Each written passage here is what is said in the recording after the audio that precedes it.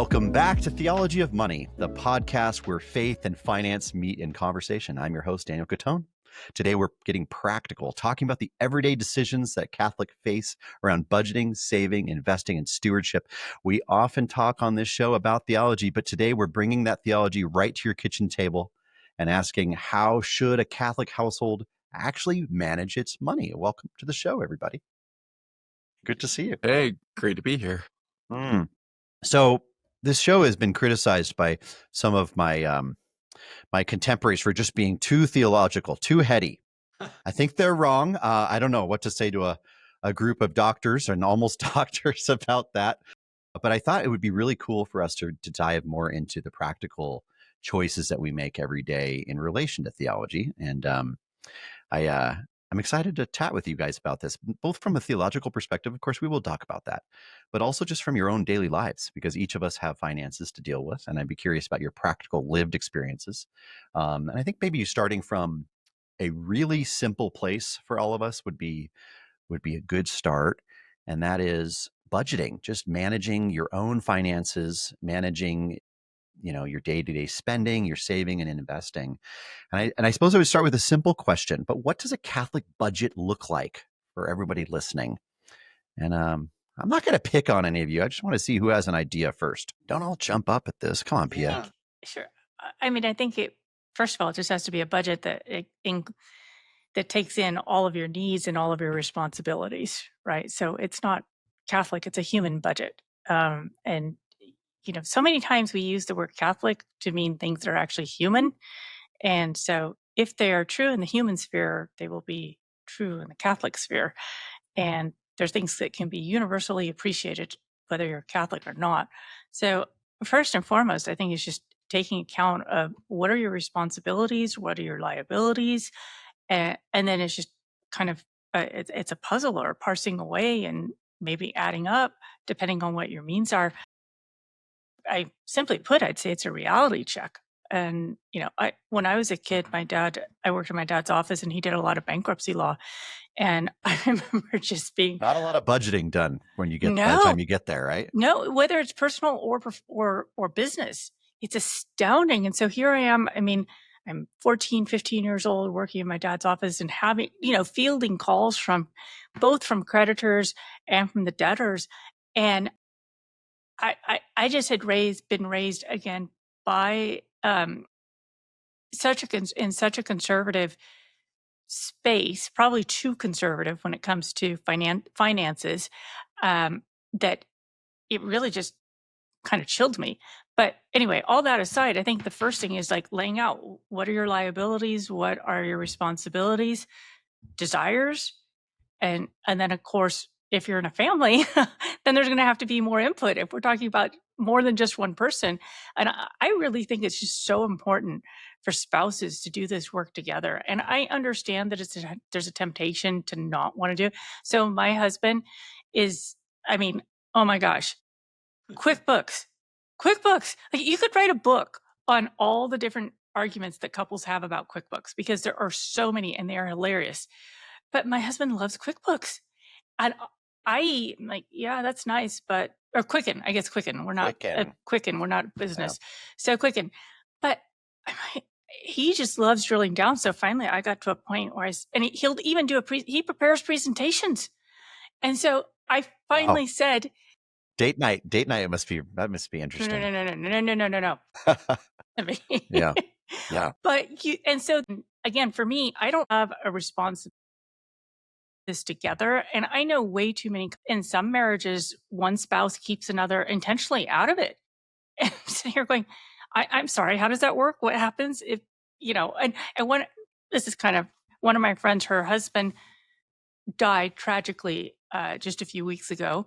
And while he was at the emergency room, it's kind of beautiful how he was thinking of other people. And he kept saying to her, honey, you're not very good with the accounts. This is while he's in the emergency room. I mean, he's headed to meet his maker. He's already had his confession. That was also, sidebar, awesome. Last sacraments. He was so concerned. He just kept saying, honey, you're not very on top of the accounts. You have to have the accounts. Here are the accounts and the passwords. So I love him for that. But again, and I kind of resonate with her because I don't like doing that part, but I force myself. And my husband would probably like it if I showed up more often. That's really interesting, Pia, for a couple of different reasons. Number one, I'm a financial advisor by training and profession. And my wife has less than zero interest in budgeting, and I happen to do it for a living.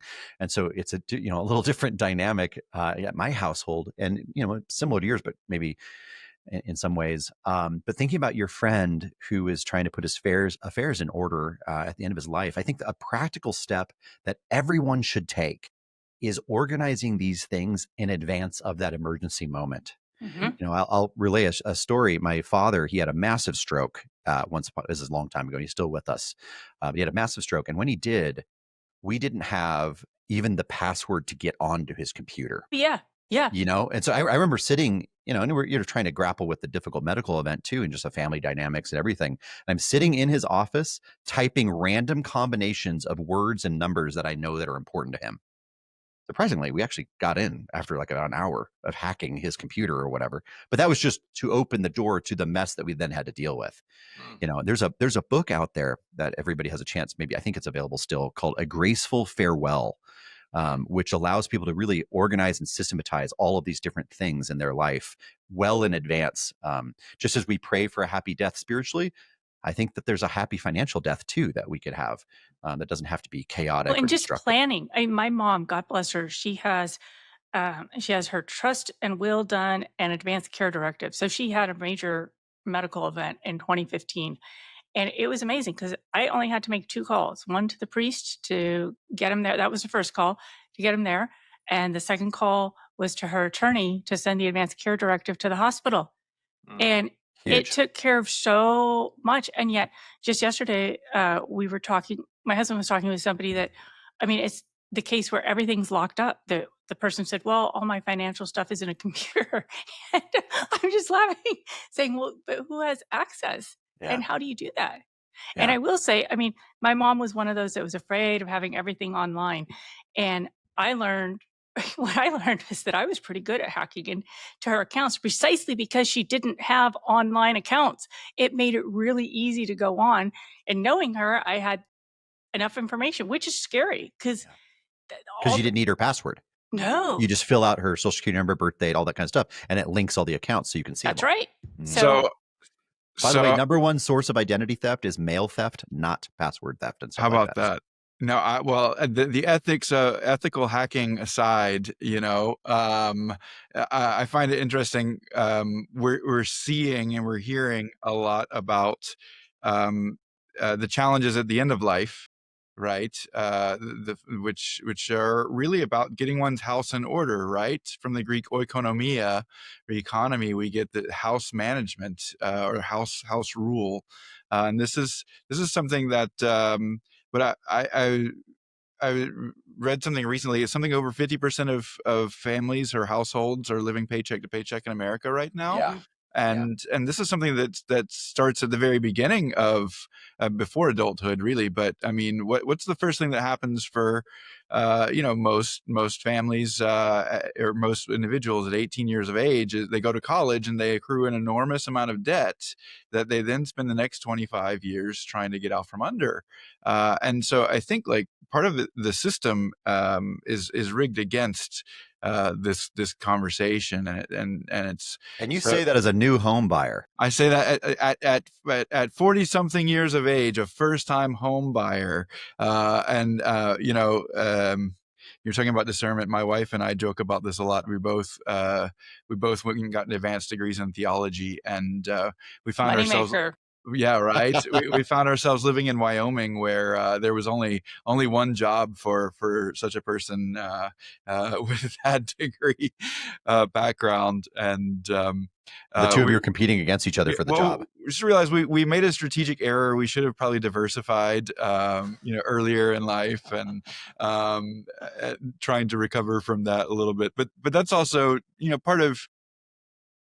It's funny is I didn't go to college immediately after high school. I worked in a trade. I worked in an industry, and to some degree, when we got married, I was debt free, at least from the perspective of major debt. And it was only after we got married that like with full knowledge and consent, we like took on mounds and mounds of debt.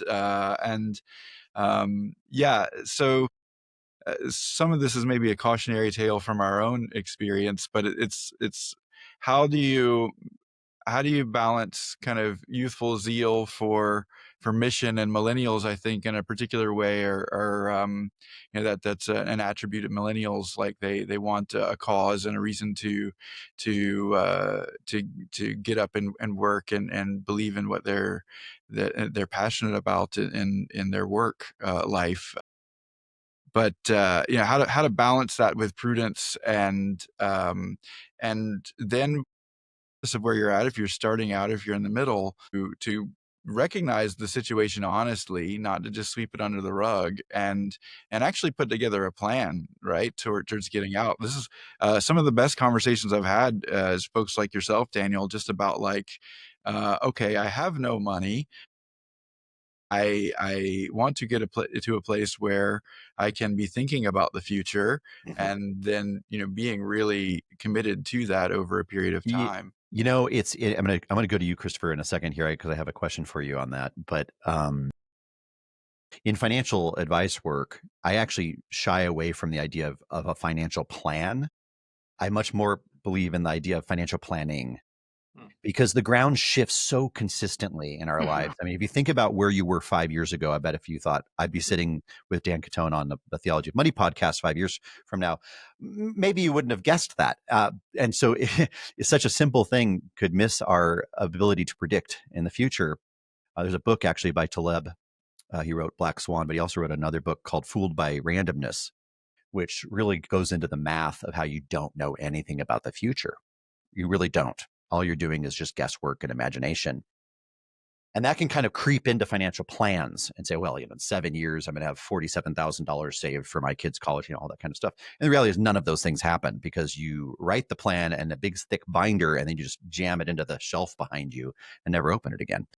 And to Pia's point, the dialogue that happens between a husband and a wife within the marriage on budgeting and finance, that is the financial planning work, right? And so you're growing in a multiple ways. One, you're getting good with your finances. You're growing to communicate as well between two people who might see it totally different. But how about you, Christopher, at your house, when you do budgeting, or do you do budgeting? What is it like with you and your spouse? Yeah, that's a good question. We don't. There is a budget. It's on my hard drive. Okay. So it's not on your shelf? No, it's a one pager. Yeah. Once a year or so it gets refreshed. We for such a long time, we've striven for a kind of simplicity with respect to financial obligations and so forth, that budgeting is never a very complicated affair. So there's not a whole lot that goes into it. But I think that what I would say is that we both really value our commitment to tithing, which we've had throughout our marriage. That's just been the bedrock of our household approach to money. And the Lord's always been very, very good to us, and so we've never had a great surplus, but we've never lacked. And I think that, although it's not, up to us to sort of connect cause to effect with respect to God's providence, right? We don't see all that He sees. We don't see much at all compared to what He sees. Nevertheless, He blesses those who strive to do His will in that regard.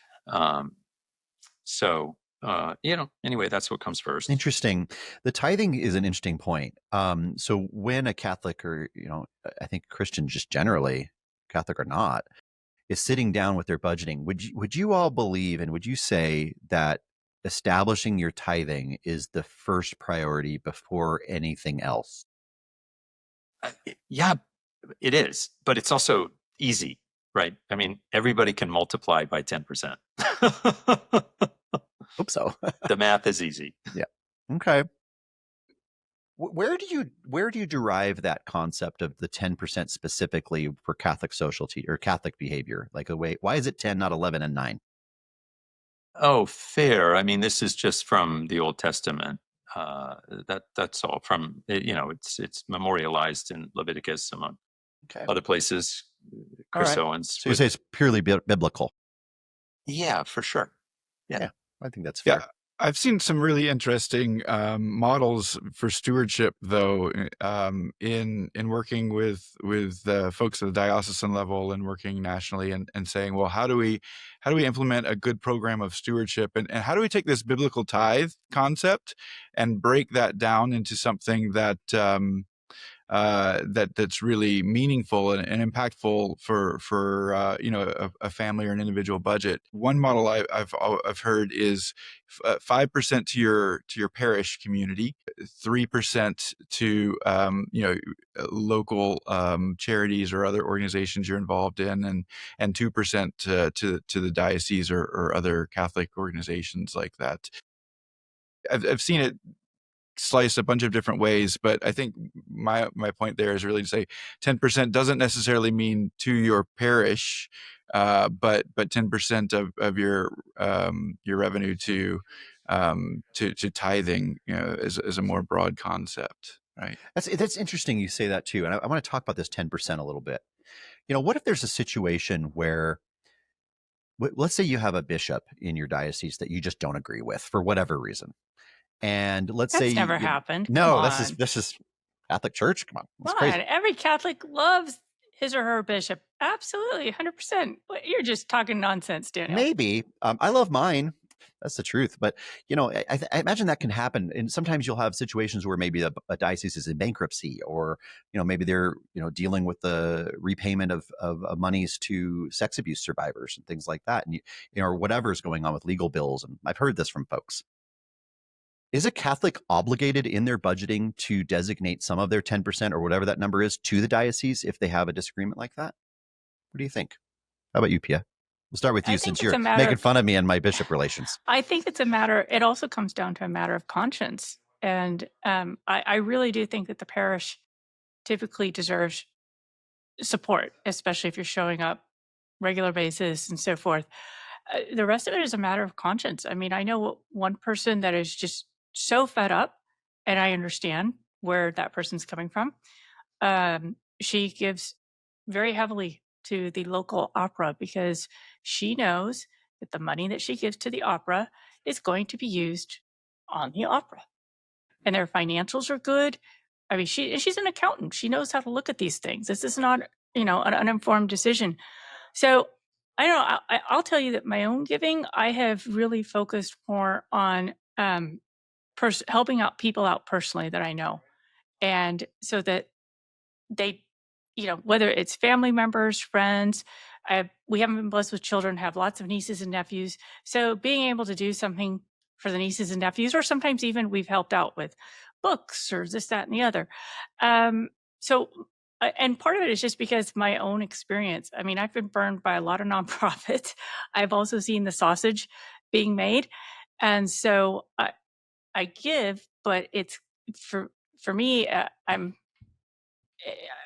not like my friend giving money to the opera, but I also understand where she's coming from.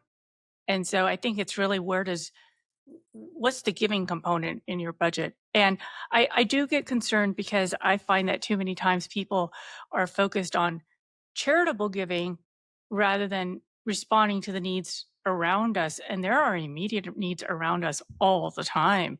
And it may not necessarily need to be a financial gift. It could be a loan. Sometimes it's a gift, but that's just mine. And not everybody's in the same space, but like I said, I've been burned way too many times, and I've seen the sausage made. So I prioritize my parish, and then after that, it's a little bit different.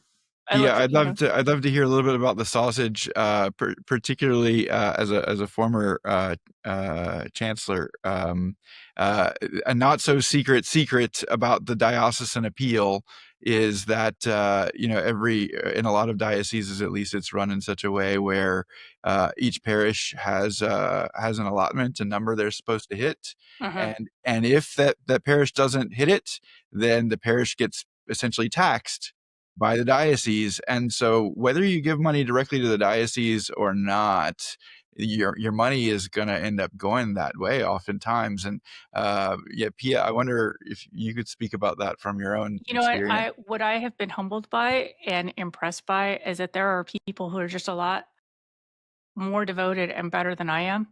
And I rarely see, I mean, the parish, I've been in parishes where every parish gets threatened. If you don't make this up, it's going to come out of other funds that you have. Okay. I am just continually humbled by the generosity of people who answer the call. Yeah. I It is really am. impressive, and it's also countercultural. The financial services industry has sold us this idea that you put yourself first, others second, and God Mhm. last in the ordering of priorities in your budgeting. And what all of you have started with in terms of this question of how does a Catholic budget, you've all started with God. And that is that God is the first person, and through all of his, of course, his body, the church, to receive any of our monies, because they're not our monies, they're his monies. So it's really a question of how much am I reserving not for God is really kind of the question, because it's his. So if his 100% of my budget is God's, well, I need 90% of it for me, I guess, kind of thing. It's a complex problem. And so maybe the question I would But God ask is, also wants you to feed and nourish your of family and course, provide for your children and provide for yourself. of course. Most Yeah. of us are not called to wear, a hair shirt and Mhm. live on locusts and honey. Well, that's perfect, Pia. And And that's to my that's that's to my all of point. God's, yeah. So And, that's and all I in was service to God. I'm going to Sorry. ask you about that. No, it's okay. I'm going to ask you about that specifically. And that is, if you have a family that's just getting started, you're just figuring out life and just got married and maybe you have a kid on the way or not, you don't have a lot of money, does the church expect 10% of your gross or net? I don't know how it works exactly. Even when it's so tight that you probably can't do everything you need to do for your family.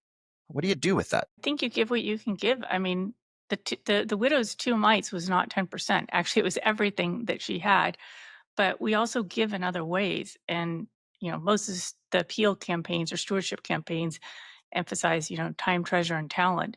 So there are a lot of ways in which we can give. And I would caution people to get too fixated on the financial. Now, time and talent is not a get out of jail free card, so you don't have to give of your treasure. But these are all prudential decisions, again, that take into account a lot of factors. And I would just challenge, I think the challenge for any individual couple or family is, how are we serving the Lord? And so that's going to be more than with a budget. And that's going to, and more than with actual giving of financial resources, but how are we serving the Lord? And so again, I look back, I look at tons of people who humble me because of their service to the church and what they're doing. And they're probably not giving a whole lot of money. They're not the mega donors, but they make so much possible, whether it's faith formation or just the church, this happening and that happening. So it falls into the realm of the prudential, I think. And I don't know. And I am consistently reminded of that prayer by Cardinal Newman, be so in me so that others may see not me, but you, O Lord. And that I think has to be, for me, that I think that's a great guiding principle in all of our actions, including our financial decisions. But the financial part is just one part of how we show up in our communities, in our churches, in our families, to people we don't even know. Yeah, These are very good points, but go ahead, Chris. I was going to say, in the scriptures, right, we talk about denarius as a unit of measurement of a day's labor, right? And this is a foundation for a theology of money in the church's tradition, is this real relation between a day's labor and the wages that one's paid for that labor. And I actually, along with Pia, I think part of the challenge in parish life is that we've adopted the non-governmental organization sort of model, right? We professionalize a lot of aspects of the life of the church that demand actual money coming into the plate in order to be able to turn around and pay for services. I think a really practical thing, if we have any landscapers listening to the show, right? You have a business where you maintain other people's lawns, and if once a week, once every other week, you go and you take your crew over to the parish property and you take care of that, then that's a tithe, right? In a real way, and maybe even a more meaningful one, right? Because one's taking something they've become a specialist at, that they've dedicated their own career and their professional lives to becoming excellent at, and giving that to the church. I think part of the challenge too, though, is that there's not necessarily accountability from the pastor and the finance council to the rest of the parish. And I've seen this done terribly in some places. I've seen it done beautifully in other places. So we were at a parish in Seattle where every quarter the pastor just put the P&L statement in the bulletin so you could see it. There was another parish, I just happened to be visiting it for Sunday Mass, and they were making a decision about buying a piece of property adjacent to the parish. And so they had a presentation after the homily. Here are the pros and cons, and there was a one-pager in the in the pew, and everybody in the parish was asked to vote on it. And I think that kind of transparency is really helpful. The first example, that priest, he was the administrator but anyway, he used to, he would have the parish council put together and the parish finance council put together a budget, and then he would literally pitch it to the parish. And he'd have several wine and cheese get-togethers where they would present it and so forth. He gets buy-in.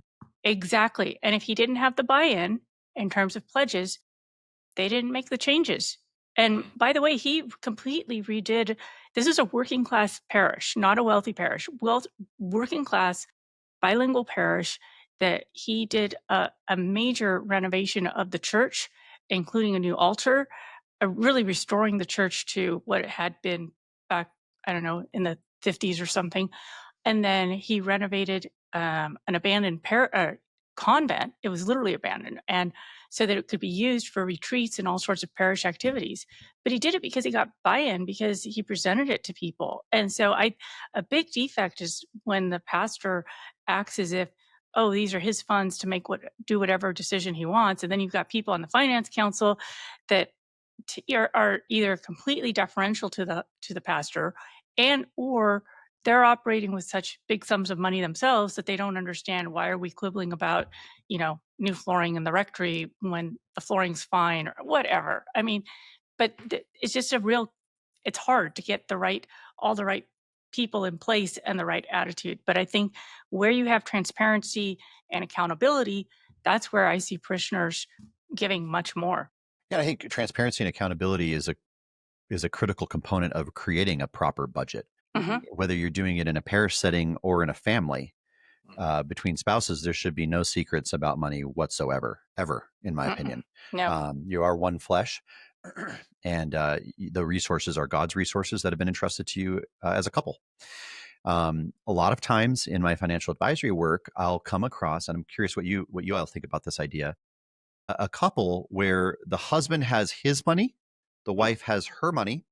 Maybe they come together and discuss, but she's responsible for these bills, he's responsible for those bills. I have a feeling I know what you guys are going to say about that, but I would love to hear, Christopher, because you're making kind of a sour face at me when I'm saying this. So I think you don't like this idea. Tell me why. Yeah, that's right. The sour face, that's just my resting countenance. So, handsome man. Yeah, so money's a funny thing,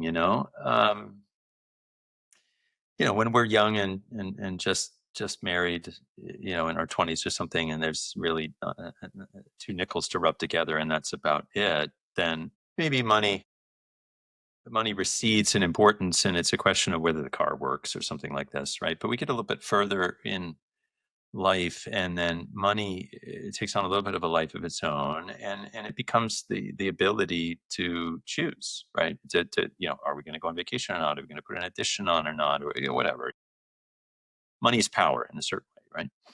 And so if in a mature marriage, people who are 10 years married, in their 30s, whatever, there's decent amount of money around, the left hand doesn't know what the right hand is doing, then somehow the dynamic of the family isn't well ordered, right? Because this you could have the husband planning an addition to the house and the wife not knowing about it. I mean, this is just, there's a kind of insanity to that. That Yeah. just does, if we're talking about the wife has a magazine subscription or an Audible subscription that the husband doesn't know about, well, this is of course completely trivial, right? But if we're talking about meaningful sums of money, then there'd be something really off in terms of the oikonomia, Mm. the household economy. Yeah, I think that it's a house divided cannot stand. It's Amen. you have a husband and a wife; they have to be on the same page. And a lot of times, one of the problems that I've seen in budgeting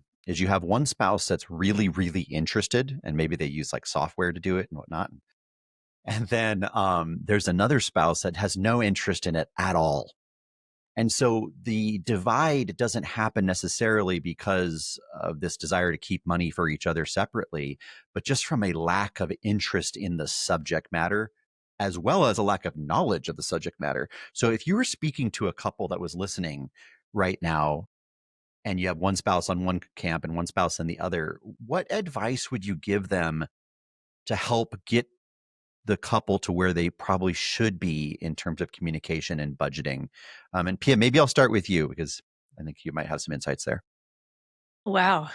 Gosh, I feel overwhelmed by that question. And that's saying something. It's more like a speech.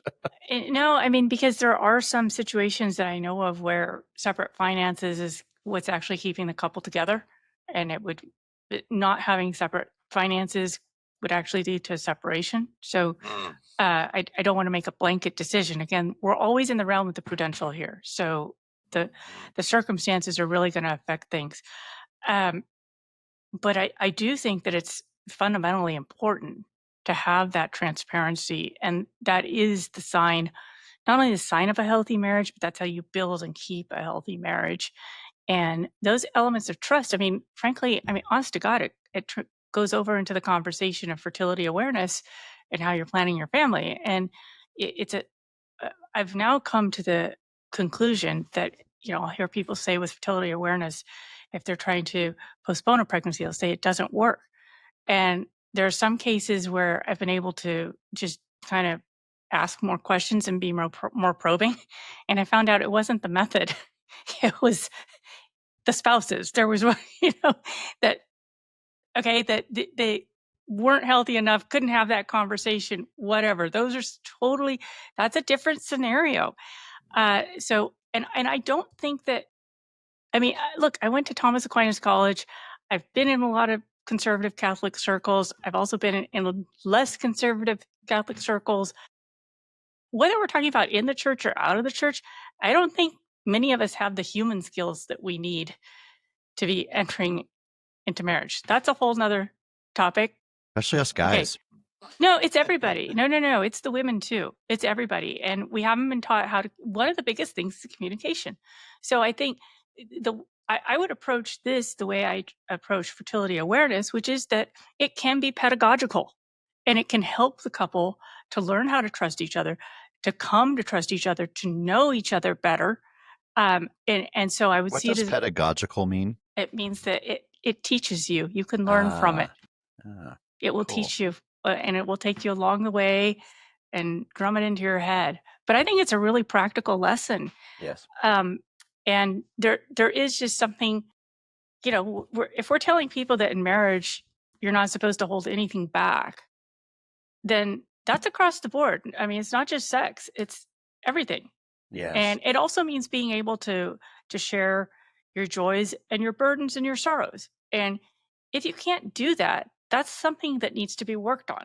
And so the finance thing to me is just, it's one more example, or it's either an example of where we need to work on something or it's a sign of something that's going well. Very interesting about approaching budgeting that way, Pia. And I would say practical advice for spouses that have different interests is someone has to take the lead and say, hey, this is important, and go to the other spouse, sit down at a quiet time when the kids aren't, going nuts, no TV on, all that kind of thing. And I would say step number one is pray together. I think if there's a husband and a wife, and right before they sit down to talk about budgeting, they say a prayer. I actually wrote a prayer to St. Joseph of Arimathea about the stewardship of money, which anybody listening to, we will send you a free card, free prayer card. You just go on our website and we'll just mail it to you. But I think praying together about the event you're about to engage in, which is the budget discussion, is literally the first step after the introduction of the idea. What would you guys say about prayer life in relation to your budgeting? Good. Yes. I approve. I like it when my former professor says I did good. But he's going to tell you did well. Thanks. Exactly. I know, I did good. You done good there, Dan. Bueno. Yeah, exactly. For sure, prayer and a calm moment. Okay, but I think also, let's keep it simple here, right? I mean, there's not that many buckets, really, right? There's the gross revenue number, there's tithe, there's tax, there's house, there's car and insurance, and then there's annual things, Vacation. If maybe the Costco membership, who knows, right? That's quite and then the there's vacation. And then obviously there's the utility bucket, and then there's the cash in, cash out, right? The grocery, gas bucket, right? This is like 6 buckets, right? And it shouldn't be that hard to realize, to sort of do the big math problem with here's the mortgage, here's the car payment, here's the insurance payment, here's the annual things, the life insurance, whatever it is. And here's what we're left with each month to live on for groceries and gas. To get to that point and just to stare at that and ask the question, what does that mean in an age of $7 oatmeal silos? Okay. That's it's very simple and it's very healthy, because that's where it gets tough.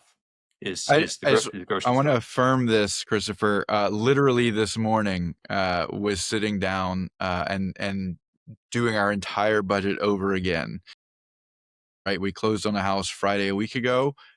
We were out of our house on the 30th yesterday, as of filming date at least, and our entire financial world is just turned upside down. Yeah. Like, how are we going to afford this mortgage? And it was great. It was great, one, because we kind of did this before we signed all the paperwork and went under contract and bought the house. But on the other side, when you've got all your final numbers and you know exactly what it's going to be, to get to the bottom line and look at your revenue column and your expenses column and see that when you take away one from the other, it's not negative. That's a great feeling in the first instance. And then it's okay. Well, what are the gotta haves? What are the nice to haves? Right. I don't necessarily want to move the conversation away from like the basics of the budget, but something I have been thinking about a lot, and Dan, I'd be interested in your thoughts on this, is thinking about those annual things, maybe a little bit more than the Costco membership, but like whether it's the family trip to the national parks because our kids in 4th grade and they get the free national parks pass this summer, right? Or whether it's going to visit our family on the dairy farm up in Minnesota. These trips cost money. And we shouldn't be just kind of like outlaying a lot of cash in that 1 month, right? We should be planning for that through the year. I've been looking at these annual savings account, these holiday savings accounts, or these money market funds where like you just take a little bit each month and you put that aside, and then whether it's Christmas presents or family vacations, what are your own thoughts about these kinds of vehicles? Yeah, I do have strong thoughts on that subject. I would say, of course, saving for annual events like a vacation or Costco management, whatever it might be, is an important component of a budget that's often neglected. It's very easy to build a budget just on your monthly expenses, and you're like, well, what about our trip to Wichita or whatever? That has to be planned for, and then using different vehicles to get there. As a general rule, what I recommend, and what all the financial advisors I've trained over the years would probably say, is if you're going to be spending the money within this next, say, 36 months, it should have no variability of price, meaning it shouldn't be stocks or mutual funds or bonds and things like that. It should be money markets or cash savings accounts, these high interest things. But always be careful, because banks, they're not always super honest. And they might say, hey, we're going to give you, a 4% introductory rate and free checking. What you don't realize is they're making 4.5 or 5% on those same dollars that you're depositing, and they're keeping the difference and giving you free checking. And so the more money you have in those types of accounts, the more money you're giving to the bank for whatever thing they're giving you back. That might not be equal to the amount that they're keeping from you. Also, remember, a money market account, if anybody wants to know what that is, a money market account, it's usually a collection of overnight loans made to the federal government. So they're super, super safe. They usually have, no fluctuation in price, usually a 4 to 5% interest rate. That's kind of the going rates right now for money markets. But those are great short-term instruments. But as soon as you start pushing beyond the 3-year mark, you're going to want to start finding investments that are meant for that purpose. As I say to folks, every single dollar, when you look at it in your wallet, in your bank account, in your brokerage account, whatever, it must be attached to a date, meaning this dollar will be spent. It'll be spent now in my budget day to day. It'll be spent later in my budget, or it'll be spent by the persons that will get the money after I die. And so once you've identified the date for those dollars, you're able to then back into what investment is best for that date. And the example that you just gave, Chris, I think elucidates this point. You're saying, hey, sometime in the next year, I'm going to need $2,500 for us all to go to vacation to South Carolina from North Carolina or whatever you're doing. And if Hopefully you're not that much. This is a much smaller budget for that. But I want to know what elucidate means. I don't know. I just use whatever word comes to my mind. But in all seriousness, these are the types of things that, people need coaching on. I'll give everyone another book recommendation. This is, I guess, the third for the podcast. There's a book called The Psychology of Money. It's written by Morgan Housel. I recommend all my podcast hosts read it. It's a really nice introductory look at personal finance and investing. We're not really going to cover a lot about investing today, per se. I think we're going to save that for another podcast. But the power of the book is it helps you understand your own biases when you come to money. And we all have them. We call it like a money DNA, like the way your parents taught you, the way society teaches you, your peers, all these different types of influences that there are. And one of the biases, I see two very common biases with Catholics who are trying to be good stewards of their money. The first bias is extreme conservatism in investment selection. So rather than attaching every dollar to a date, they're saying, I want no fluctuation. Every single dollar is attached to the same date, which is I can need to spend it any day I need today, whatever. That's a bias I see very commonly. The other, I think, probably even more common bias is an absolute aversion and hatred of debt. There are important biblical principles about debt, but I think it can often lead us to a place of like a Dave Ramsey position, which I think he's dead wrong about this, that debt is always bad. Oh, yeah. And equity and assets are always good. Neither of those statements are true. So anyways, I'd love to hear your feedback from you all as non-financial professionals and how you would relate to the biases of debt or conservatism in our investments or our general budgeting. What do you guys think in terms of that bias? Oh, I'd love to comment on that. Go ahead, Christopher, please. Old Aristotle, our good friend, he talks about a virtue that is typically brought over, the name of which is brought over into English as liberality. Okay, but the Greek name for it, which maybe Chris Owens could share, it comes from eleuterios somehow. It means something about freedom. Okay, and it basically translates to your money doesn't have power over you, right? You're the master of your money. Your money's not the master of you, and what that leads to is the freedom to give gifts, the freedom to be generous, right? So that you're putting your money at the service of spiritual goods like friendship. It's a very beautiful discussion in Aristotle's Ethics. And I think that freedom piece relates to both of these questions that you've asked here. On the one hand, of being risk averse, right? And on the other hand, being debt, the whole debt question, right? If we are never willing to take any debt on at all, it's just not clear how we're going to buy a house in today's economy. And then, so there's a kind of slavery, a perverse kind of slavery there, in which you're not taking a risk that's going to provide suitably for your family by taking out a mortgage. So that would be strange. Of course, we can all appreciate having too much debt and you become unfree in another way. Hopefully, And the that's U.S. terrible, Congress is right? listening. Yeah, right. We don't want that, right? So we want the debt to be appropriate and moderate, and that we could pay it back in a reasonable time horizon. And that's where freedom is located. And same thing with the investments, right? If we're holding on so tight, where every penny of my retirement savings has to be in government bonds because I can't imagine the net going down or whatever. Well, of course, there's going to be nothing left when we retire because inflation will have eaten it away, right? So that's a lack of freedom there. We need to have enough freedom to trust the Lord. Like I'm gonna invest in something that is per se somewhat risky, because I think the company or the mutual fund manager is choosing companies that are doing good things for human beings, and it's worth investing in the good work that these companies are doing. And if I receive a profit over time from that investment, gaining a value, then that's an appropriate gain from the risk that I took. This is very interesting, Christopher, because I would say you made a point about the conservativeness of using government bonds, treasuries. And, I basically am in the profession of risk measurement and management. And there was a bank a few years ago up in Northern California that collapsed. And if you don't remember this was maybe 3 years ago or so. Napa. It was it was a big deal because this was considered a very conservative bank. It was considered conservative because all of the assets of the bank were, I believe all of them are very close, were invested in long-term, like 20 and 30-year treasury bonds. Because there's no risk, like no matter what, they're getting that money back in 20 to 30 years.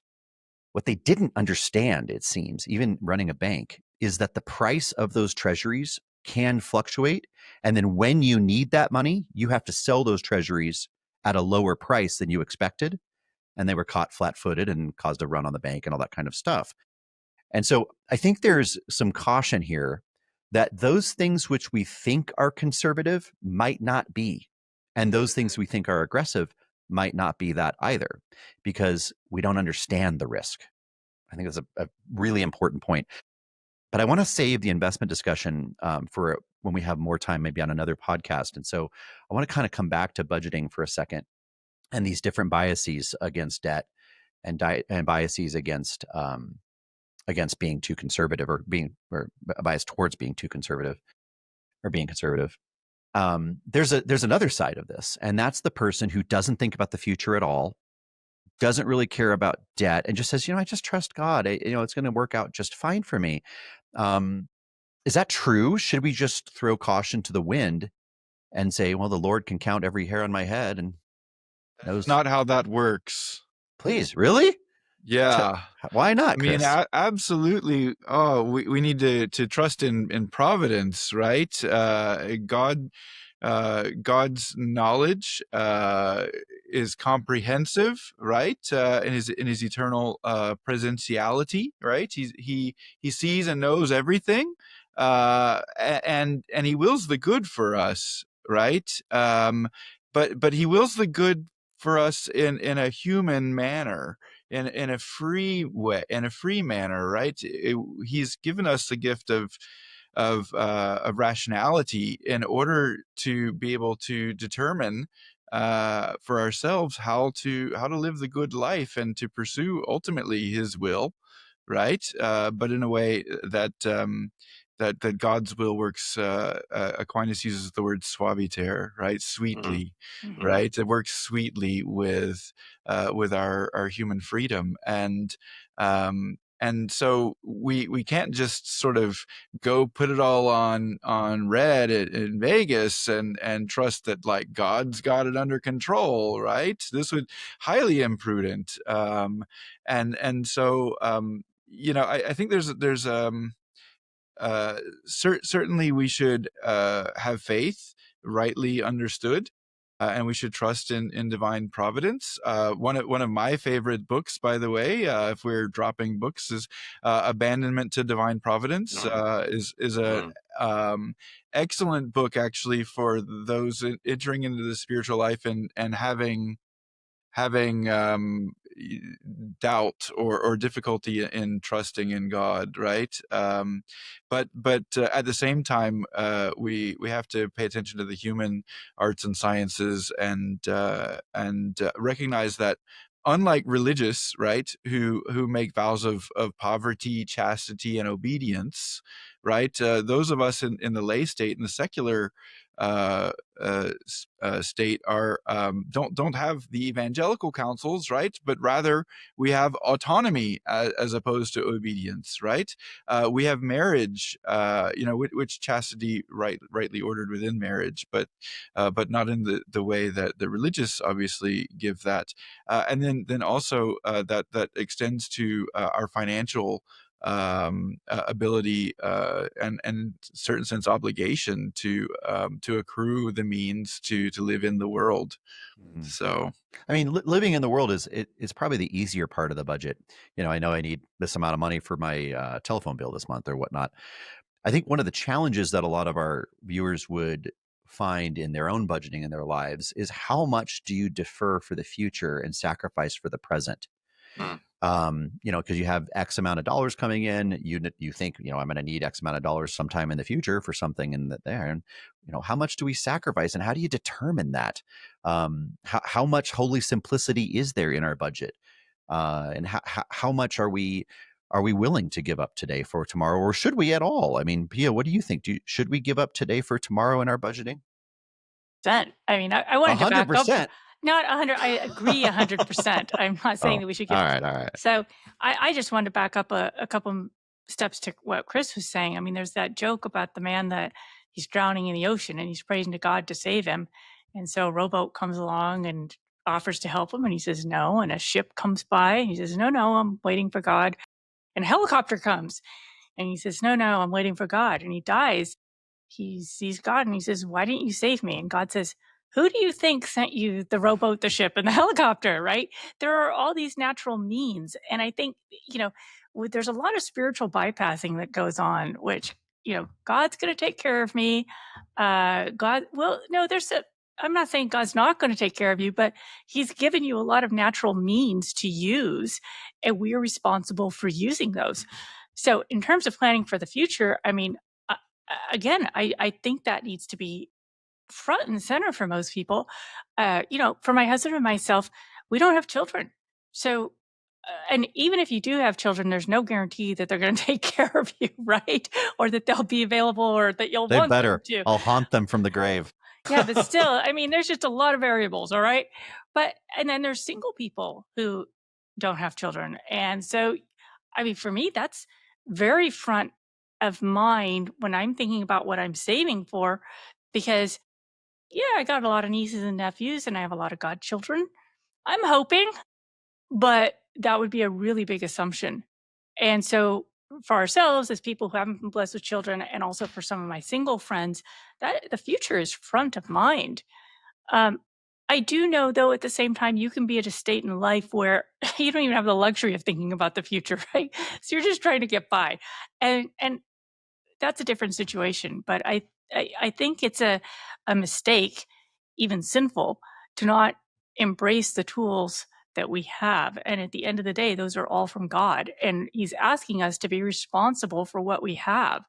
And, God's going to provide for him. And it's interesting because even the people that follow the evangelical counsels, I mean, religious orders, they're careful with their property. They're careful with their finances because why is that? Because they're thinking of a future.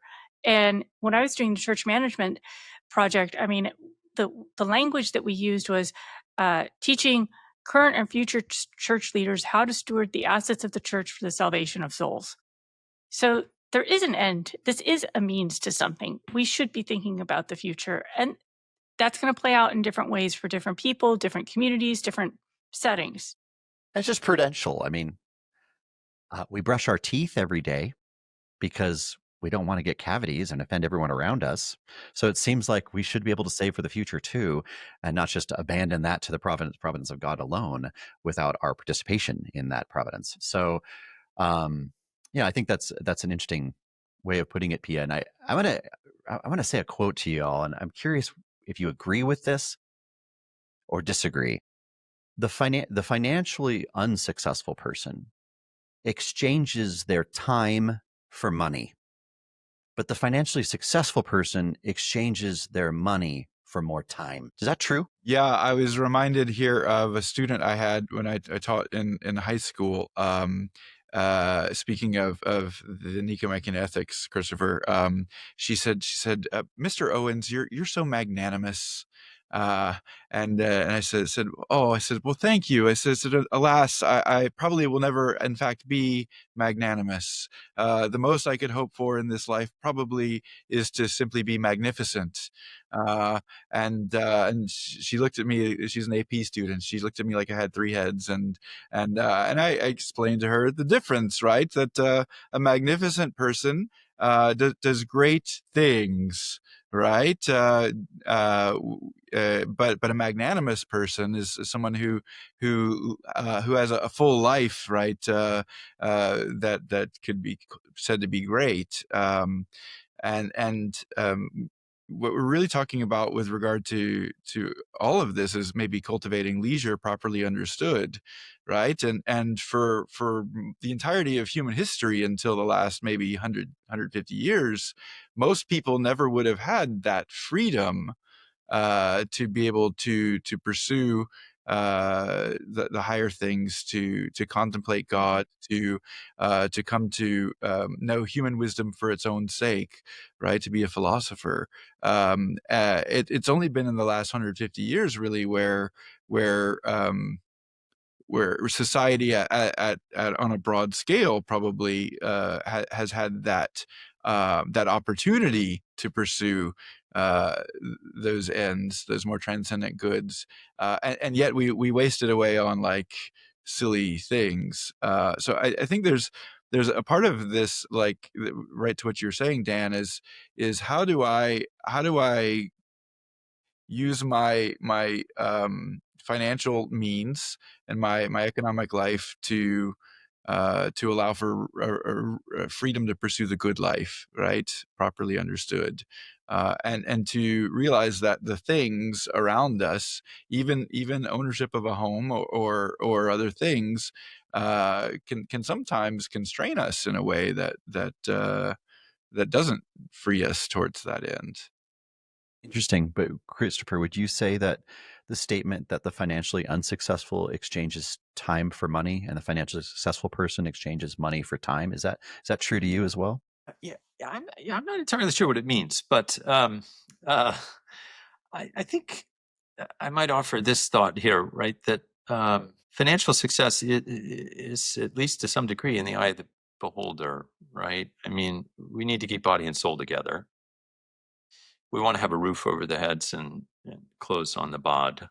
But past that, there's no report card. Hey, look, you're financially successful, right?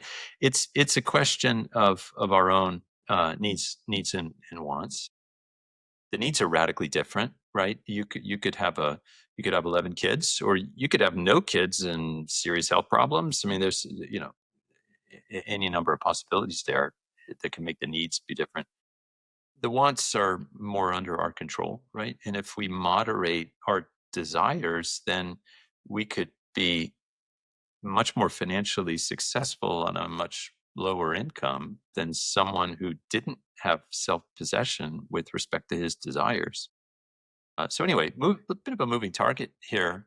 But there's an insight, I suppose, right? If by time we mean time well spent, right? As Chris Owens was suggesting with the talk about leisure and pursuing spiritual goods. If by time we mean time well spent, then sure, that's what it means to be financially successful, is to recognize that time well spent is more important than amassing money. Of course, I think that's all true, and I'm thinking about a man I'm not going to judge because I'm not met him. I don't judge any man, but if you look at Jeff Bezos, here's basically the richest man in the world, who, if we're looking at the quote that I just read, for his life, I mean, here is a man who literally has all the money that he could ever possibly need. And how does he choose to spend it? On a yacht that actually carries another yacht. I'm not even exaggerating. That's actually a thing that he owns. And he just married a woman in Venice, Italy, and invited people like Leonardo DiCaprio and all these celebrities to it. And they walked out of the wedding as if they were royalty, with like a little royal wave that they do, the Queen does and all that kind of thing. Yeah. And so when I was thinking about that quote and what you were saying about time well spent, yeah, you could be the Queen of England, Christopher. So, if you think about time well spent, yeah, I don't think that riding around on a double yacht is time well spent. I just think it's amazingly superfluous and will just lead to spiritual ruin. But Pia, I'd love to hear your thoughts. That I've been reading the tabloids. My guilty pleasure. Yeah, a little bit. Finish tabloids and first cup of coffee in the morning. Yeah. Well, more accurate than our newspapers. True. Yeah, but do you think it's true? I mean, time well spent is what we purchase with our budgeting. Is that really the point? I think it's part of it. I don't think it's all of it. Well, what's missing? Well, I mean, it's okay. Say the question again. Let me get it straight in my head. I'll read the quote. The unsuccessful man exchanges time for more money. The successful man exchanges money for more time. And to rephrase it, time well spent by the other gentleman. I think if we're talking about true success, yeah, usually I think that's true. I mean, and very simply put, I mean, if you can afford to hire someone to do the handyman stuff around your house or to come and clean, a lot of us think that's money well spent because we want the time for other things. Then there are some people who find that they enjoy that type of work, which is great. And there's people like me who are rage cleaners. Like you get really, really angry and you start cleaning. Wow. I do that all the time. Wow. So if you ever see me vacuuming really fast, okay, don't interrupt. Yeah. No. Just back away. Just back away. No, but in all seriousness, Pia, I think you also make a very important point. And whether we're thinking about our biases relating to debt, whether the way in which we're purchasing time with our budgeting, or all of these things, everything in our life must be oriented towards the highest good. I believe that's true. I think the highest good is God himself. And so when we're sitting down to do our family budget, step number one is pray, right? So we sit down, we pray together with ourselves, with our spouse, whoever it is that we're doing the budget with. Even so that, how many councils are there in the Catholic Church where they're running finance and they're just not starting with prayer? I imagine that might happen more than people think. And it feels like such a missed opportunity, because here is an opportunity not only to grow financially, but to grow spiritually. And, here we have the name of our podcast, right? Theology of Money. And my other podcast, Treasures in Heaven, is a simple idea. That whatever we're doing, we're storing up treasures in heaven, right? And so our family budgets must be oriented towards that first and foremost. So with that, I'm going to go with one really last. I wanted to jump in. Pia. Sure. So again, I read the tabloids, and I was following, the whole Bezos Sanchez wedding, and of course the fashion, and on and on and on. I have a lot of thoughts that probably should not be shared publicly. I think they definitely should be. Please, yes. As your co-host. No, but what it left me feeling or experiencing was incredible gratitude. I watched that and I didn't think, I want more. I want that level of fashion. I want that level of access. I didn't actually want any of it. And it's all slavery. It made me very, very grateful for what I have. Yeah, it just, and even just from the perspective of how I view myself as a woman was just, I just, I thank God. There was an image where I'm just convinced that all of the fashion is porn inspired. And that was just something that clicked as I was reading through all this stuff. There was an image where one of the Jenners was she had to be lowered into the water taxi because the dress that she's wearing has a corset, and the dress itself, she cannot move in it. And when we're supposedly in an age where women have more opportunities, it's fascinating to me that whether it's, the nails out to here, the different surgeries and stuff, or so forth, the fashion itself, the fillers that a woman can't even express her true thoughts and feelings in her face. It just seems to me that that is not freedom. And I'm just really glad, as much as I don't like aging, I am really glad that I have what I have. And what I mean by that is just a perspective in which I'm just really grateful. There was nothing that I saw that made me say, wow, I want that. Nothing. And I think there's a bigger crisis there. Again, probably for a longer conversation in a different space. But, and I say this as a woman who had a double corset in her wedding gown. And the reason that made it possible for me to move. And when we got married, actually, the band told us afterwards, they said, we've never seen a bride and groom dance so much. Well, so I don't have something against corsets, and sorry if this is too much estrogen for this crowd. It's never enough. It's just I'm the just three saying, of us. Well, and whoever happens to be watching, they're saying that was not my definition. Watching that was not my definition of success. No. My It's mom slavery. my mom has a saying where she says, more would be nice, but maybe never have less.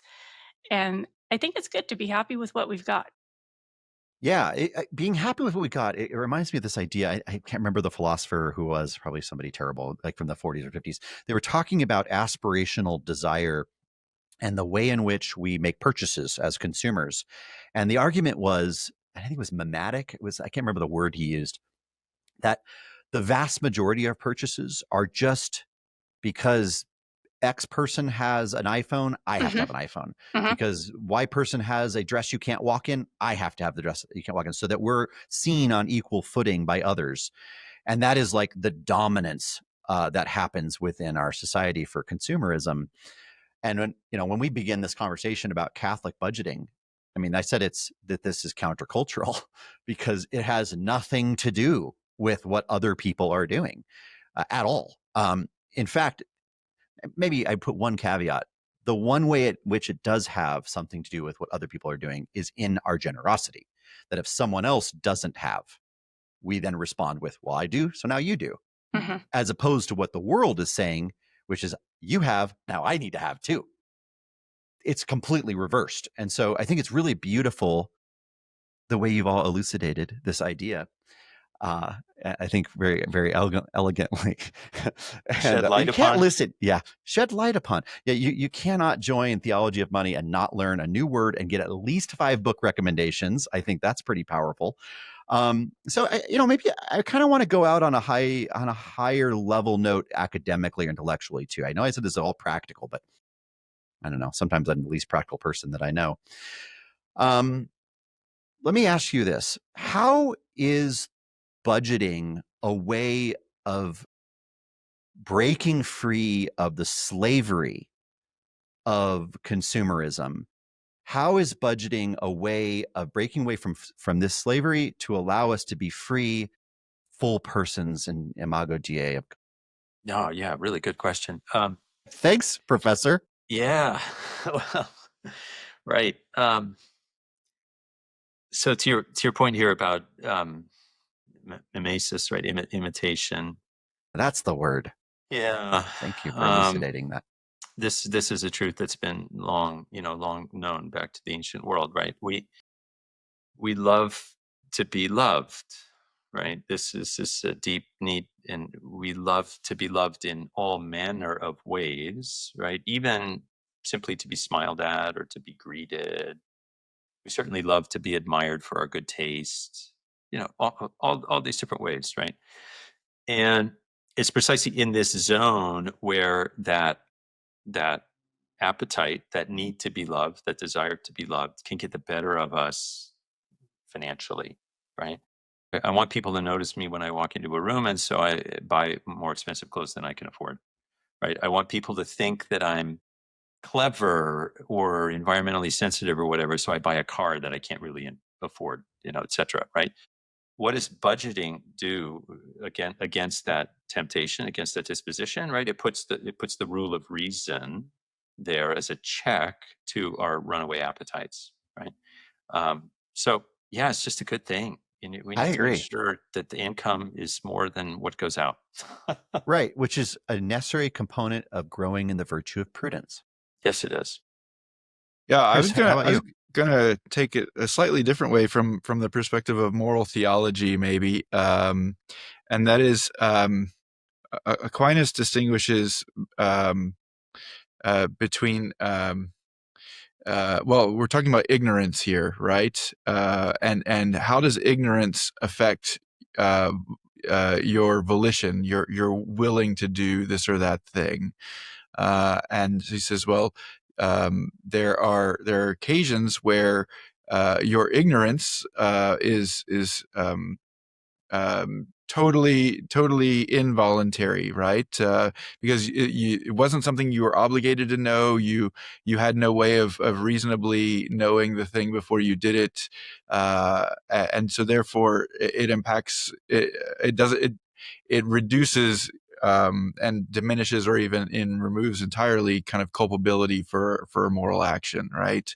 But in another way, he says that there is an ignorance that is willful, right? That where you should know something and you don't, either, and he uses the example of an arrow and shooting, right? I think if you shoot in a direction and you don't realize there's a person over there and you kill that person, right? Then, well, that's an ignorance that you should have known. Mhm.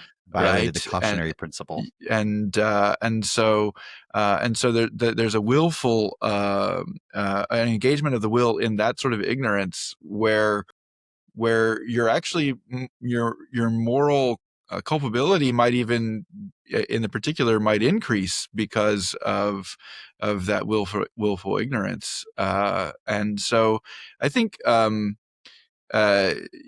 going to the ATM machine and pulling out cash, and going to the ATM machine and pulling out cash and spending and like never checking the balance and never like, and if the ATM machine just stops working on you and you still have bills to pay for the month, well then that's an ignorance that's willful.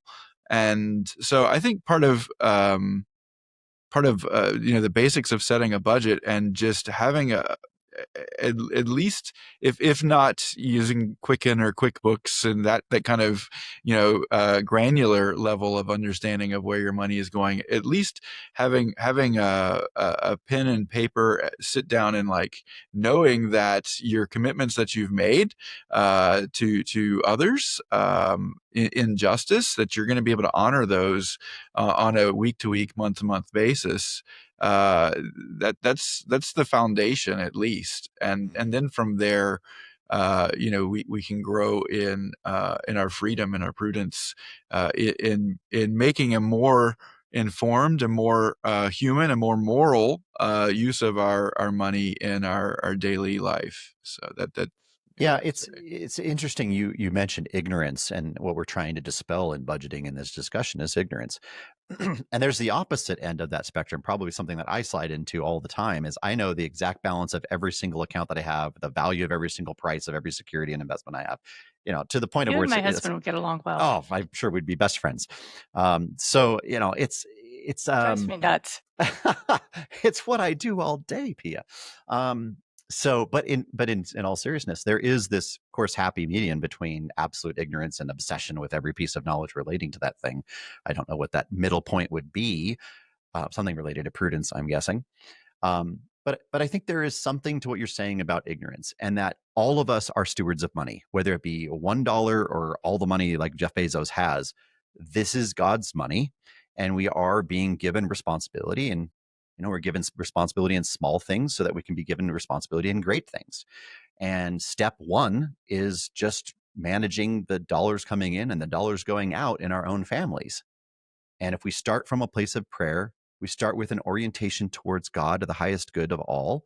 We make sure that we have our tithing to begin, like Christopher explained to us. And then the remainder is then diversified through our various needs and wants. I think we're on the right path. I don't think budgeting has to be so detailed as like, well, I spent $14.72 on my magazine subscription. I think people fall into that a lot of times when they start doing a budget. Round all the numbers just like the IRS does. We don't need to know about the pennies. Just stick with the large dollars on those. I mean, even round to the nearest 100 is usually fine. And I would also give this last piece of advice to everybody is doing budgeting or financial planning is kind of like if you have high blood pressure. I deal with that every once in a while. So I go and take a pill my doctor gives me. But when he gives you the pill, you come back a little while later and they measure your blood pressure again, see how you're doing, and then they adjust the pill. I think it's very much like the way we do budgeting. We start with this and we think, okay, this is a rough approximation of what we think is reality. We have to count every single expense for the last 3 months. Don't worry about that. Just do estimations at the beginning. And then bring it back to conversation again the next month as spouses. Sit down and say, oh, well, let's look at this and make this adjustment, make that adjustment, kind of like adjusting the medicine for high blood pressure. This does two things. One, you become increasingly accurate and engaged with your finances. And number two, you grow together as spouses because you're continuing a conversation that is absolutely critical to your lives and your success as a family. So with that, I would encourage everyone to begin with prayer. Go to arimatheainvesting.com. You can request a free prayer card from us about the intercession of St. Joseph of Arimathea and the proper stewardship of money. We'd happily give you a free copy of that. And if you ask nice, maybe we'll even get you a free copy of a book I recommended. I don't know. We'll see. Do a contest or something. But with that, I'd like to say thank you very much to my co-hosts today, Dr. Christopher Bloom, Dr. Pia De Seleni, and Chris Owens. Thank you all for being here today. God bless everyone who's listening and watching this, and please pray for us. Like and subscribe.